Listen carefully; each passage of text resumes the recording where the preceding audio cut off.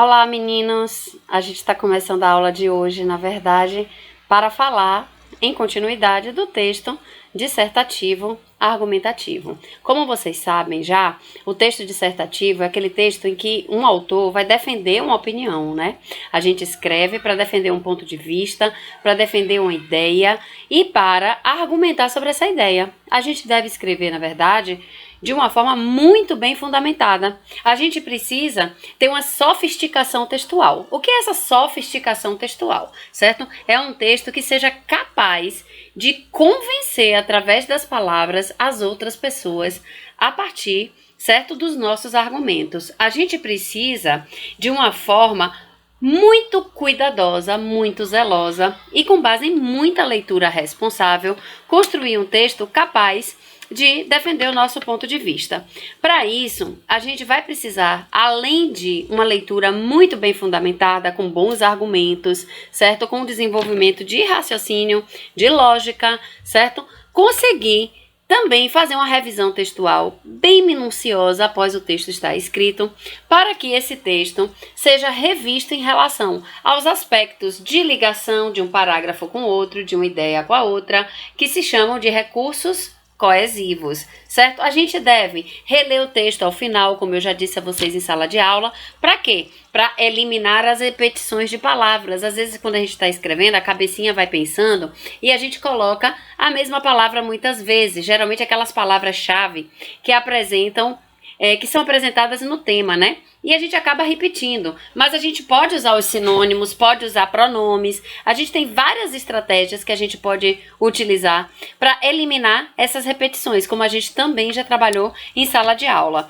E aí tem um cuidado especial de observar se as palavras estão escritas da forma certa, observar a ortografia, né, que é a forma corretinha de escrever as palavras, ver se o argumento tem validade, ou seja, se ele está bem fundamentado, se ele é capaz de convencer as outras pessoas e se ele é um argumento verdadeiro, né? Porque a gente não pode sair por aí defendendo ideias baseadas em mentiras, nem baseada em fake news, nem baseada em, digamos assim, falsas verdades, em invenções. Certo? O texto argumentativo, ele deve ser um texto muito responsável.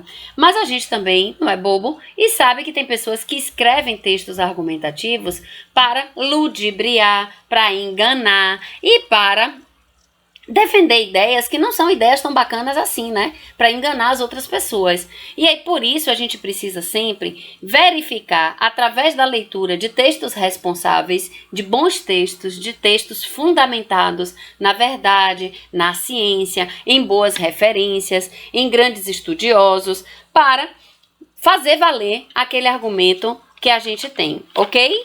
Então, vamos lá, as etapas, certo, de argumentação, e vamos pensar agora em que tipos de argumentos a gente pode apresentar em um texto dissertativo, tá? Para dissertar, então, todo mundo já sabe, né? A gente vai defender um ponto de vista sobre um determinado assunto, certo? Esse assunto, ele precisa ser muito aprofundado, ele precisa ter uma grande abrangência, ou seja, a gente não pode falar uma bobagem qualquer, porque ninguém vai querer perder tempo para ler um texto bobo, né? A gente precisa de realmente escrever um texto bacana, um texto que seja uma defesa de tese, uma defesa de ideia e a defesa de um ponto de vista válido, de um ponto de vista que vale a pena as pessoas lerem, né? Que saiam mais inteligentes, que saiam mais motivados, que saiam pensativos, às vezes reflexivos, sobre tudo aquilo de bacana que aquele texto defendeu enquanto ideia importante. Então, para argumentar, a gente tem algumas técnicas, na verdade, para fazer uma boa argumentação. A gente pode argumentar. Primeira técnica, e a técnica mais bacana, na minha opinião, e aquilo que a gente vem comentando em sala de aula também, né? Eu acho que muitos de vocês validaram também, é a técnica do argumento por evidência científica. A evidência científica, ela obedece a diversos rigores, né? Então, quando a gente escreve alguma coisa baseada em evidência científica, significa que muitos cientistas, que muitas pessoas estudiosas, muitas pessoas importantes, muitas pessoas embasadas do mundo inteiro, certo? Já desenvolveram estudos e já desenvolveram pesquisas em relação àquele assunto e elas emitem opiniões sobre esse assunto com base em tudo aquilo que elas já estudaram. O que é muito legal, na verdade. Por quê? para a gente escrever baseado em dados estatísticos sérios, né, publicados por órgãos de responsabilidade, tipo o Instituto Brasileiro de Geografia e Estatística, o IBGE, aqui no Brasil, certo? A gente tem o quê? Um órgão sério, às vezes um órgão governamental, certo? Às vezes é uma pesquisa de uma universidade séria também. Então, esses dados, eles vão ter validade para que a gente pense sobre esse determinado assunto. Podem ser pesquisas científicas de universidades, de pesquisadores, de grandes cientistas, certo? Ou fatos também muito notórios. O que são fatos notórios? São aqueles fatos que todas as pessoas conhecem, fatos de domínio público. O que é que vem a ser domínio público, então? É aquele fato que todo mundo sabe que é verdade, é alguma coisa que já é discutida há tanto tempo que todo mundo acredita, porque realmente é uma verdade universal, é um fato de domínio público ou o que se chama de fato notório, tá? Então, esse é o primeiro tipo de argumento numa redação do tipo dissertativa argumentativa que a gente pode utilizar, certo? Existem também outros tipos de argumento lógico, tá? Um argumento, por exemplo, pode ser feito também por comparação. A comparação também é chamada muitas vezes de analogia. É aquele nome mais difícil para se falar de comparação. O que é uma analogia ou uma comparação? É quando uma pessoa, ao falar sobre um determinado assunto, faz comparação com um fato que já é existente. Às vezes todo mundo conhece esse fato, às vezes não. Como é essa comparação? Por exemplo, agora no Brasil a gente está vivendo a pandemia, assim como no mundo inteiro, né, do coronavírus. Muitas vezes quando se vai falar sobre a expectativa de número de infectados no Brasil, o que é que se faz? Se faz uma comparação com o número de infectados da China, com o número de infectados da Itália, com o número de infectados da França, com o número de infectados dos Estados Unidos. Isso se chama comparação ou também analogia. É lógico que esse dado, ele se constitui como uma hipótese. O que é uma hipótese? É aquilo que a gente pode pensar, a gente pode levantar como uma possibilidade, mas a gente ainda não tem certeza absoluta, porque não foi testado. É diferente de uma tese, porque uma tese já foi testada, estudada e construída, né? Então, nesse caso, uma comparação, ela pode muitas vezes trazer pra gente um dado hipotético, ou seja, uma hipótese. A gente constrói uma hipótese a partir de comparações. Ora, se em 20 dias tantas pessoas na Itália se contaminaram, no caso do coronavírus, então eu espero, vou fazer uma projeção, quantos habitantes tem na Itália, quantos habitantes tem no Brasil, e a partir disso o estudioso faz uma projeção, uma hipótese de quanto seria a contaminação no Brasil se nenhuma providência fosse tomada. A gente aqui já está numa situação de tomar providências para evitar o contágio, né? Então, isso seria uma comparação por analogia ou por comparação, tá certo? Seria uma argumentação por comparação ou por analogia. Isso que eu quero dizer para vocês. E nessa comparação, logicamente, ela é mais válida quando a pessoa que levanta essa possibilidade de comparação, como estudioso, como escritor do texto, certo? Considera as semelhanças entre, no caso, os lugares comparados. A gente usou 2 países, a gente poderia usar outro tipo de comparação, mas nesse caso do exemplo que eu dei foram 2 países. A gente vai parar para pensar no seguinte, ora, essa comparação entre Brasil e Itália, por exemplo, quais são as semelhanças entre o Brasil e a Itália? Essa comparação é válida? Ela tem razão? Será que a gente pode fazer esse tipo de comparação? E aí se pensa também no seguinte, a comparação ela é mais bacana e mais válida como argumento quando a pessoa que escreve consegue fazer a comparação por semelhanças e a comparação por diferenças. Por quê? Será que o Brasil e a Itália são idênticos? Não. Então a gente tem diferenças também entre um país e outro. Por exemplo, a população do Brasil ela é mais jovem do que a população da Itália. A Itália tem mais velhinhos e mais idosos, enquanto que o Brasil tem uma população mais jovem. Então, será que o contágio seria igual? Será que o número de atingidos de forma muito grave será igual? Então, quando a gente faz uma boa comparação num texto dissertativo, a gente tem que buscar o máximo possível a proximidade com a verdade, a proximidade com a possibilidade real, certo? Mesmo que ainda seja uma hipótese. Então, uma boa comparação seria uma comparação feita com base em semelhanças e com base em diferenças. Ok? Deu para entender? Vamos adiante, qualquer coisa a gente tira dúvida no plantão, tá bom? Um outro tipo de argumento seria um argumento por causas e por consequências, certo? É muito legal trabalhar com causas e consequências e é um recurso muito simples e muito recorrente, ou seja, muito utilizado muitas vezes nos textos dissertativos. Quando é que eu uso causa e consequência? Quase sempre, né? Então, se a gente usa, por exemplo, certo, o assunto da corrupção política, a gente poderia falar quais são as consequências de uma corrupção política para um país. Então, eu posso dizer que a consequência de uma corrupção política para o país é um mau governo. Eu posso falar que é um gasto indevido de verbas. Ou seja, a verba que ia para a educação, já que tem corrupção, está sendo desviada e vai parar em outro lugar.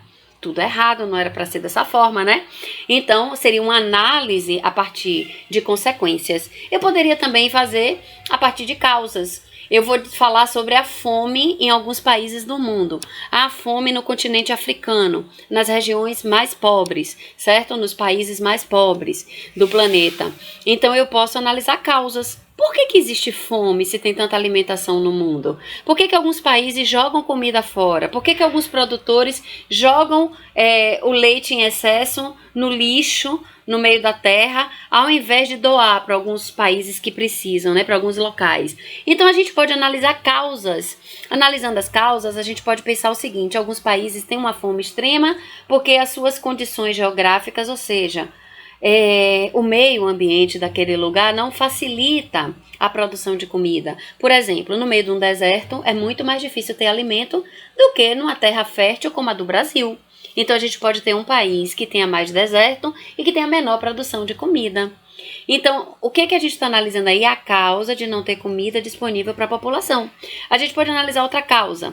A renda, o dinheiro de um determinado país, de um determinado lugar, é mal distribuído. Umas pessoas têm muito, outras pessoas, tem pouquinho aqui embaixo. Tem aquela música, né, aqui no Brasil, que fala sempre das desigualdades sociais. Tem várias músicas que falam da desigualdade social. Poucas pessoas têm muito dinheiro. Muitas pessoas têm pouquinho dinheiro. Então, essa é uma causa para a fome. A gente tem uma desigualdade social muito grande. A maior parte da população, muitas vezes em algumas determinadas regiões, é composta por miseráveis, e miseráveis não têm acesso a dinheiro e, portanto, não têm acesso a comida, por isso passam fome. Então, são várias as análises que a gente pode fazer num texto. Eu estou dando exemplos diferentes, a gente pode ver muito mais exemplos, lógico. A gente vai ter vários encontros e, ao longo do ano, a gente vai construindo esse repertório, certo? Passo a passo. Eu vou passar um slide para vocês no Que Mágico, em que eu vou recuperar, certo? Todas essas informações importantes sobre a argumentação que a gente está vendo na aula falada aqui. Então, vocês podem acompanhar com o slide, vocês podem rever depois através do slide para tirar esse tipo de dúvida que possa surgir, tá certo? E também, em último caso aqui na aula de hoje, certo? Eu selecionei alguns tipos de argumentos. A gente viu o argumento por evidência científica, que é um argumento super válido, um argumento bem bacana, na verdade, porque muita gente já estudou sobre isso e já está validado. A gente viu argumento por comparação, ou que se chama também de analogia. A gente viu, em terceiro lugar, argumento por causa e consequência. E a gente vai ver, por último, hoje, certo argumento através de ilustração ou exemplo. É um argumento muito legal também. Por que é muito legal? Porque quando a gente dá um exemplo de uma coisa, facilita a outra pessoa entender, o interlocutor, aquele que está conversando, dialogando com a gente. Então, eu teria, por exemplo, certo? O leitor do texto, através de um exemplo, vai achar que aquela explicação está mais simples. Então, é dessa forma que a gente faz. Como é que a gente vai fazer, então, uma argumentação por exemplos, certo? A gente pode, por exemplo, escolher um tema, certo? De uma redação. O tema seria a importância da amizade, como a gente já fez, certo? E a gente vai falar da importância da amizade. Então, que tipo de exemplos a gente tem para argumentar fundamentar essa argumentação, convencer outra pessoa de que a amizade é realmente importante, a gente pode falar que já foi feito um estudo na Universidade de Harvard, que um ser humano pode viver até sem dinheiro, mas ele não pode viver sem um amigo, porque um amigo é necessário para o bem-estar do ser humano. A gente pode dizer, certo, que um outro exemplo, né, que foi feito um estudo com astronautas que viajaram para o espaço, e esses astronautas concluíram que não poderiam viver sozinhos no espaço, porque o ser humano é social. Então é um outro exemplo que a gente está dando. A gente poderia dar um outro exemplo ainda, a gente poderia falar, certo, com as pessoas sobre o bem-estar que um amigo causa. Um amigo ajuda em casos de depressão, um amigo diverte, um amigo conversa, um amigo faz bem à saúde física e à saúde mental. Então, quer dizer, são vários exemplos que a gente pode citar sobre um determinado assunto. No caso aqui eu escolhi amizade, a gente pode escolher qualquer um, certo? Para fundamentar a argumentação. Vamos agora, certo? Dar uma olhadinha no slide e eu vou passar também para vocês um exercício para a gente complementar essa verificação dos tipos de argumentação. Beijo, certo? Até mais!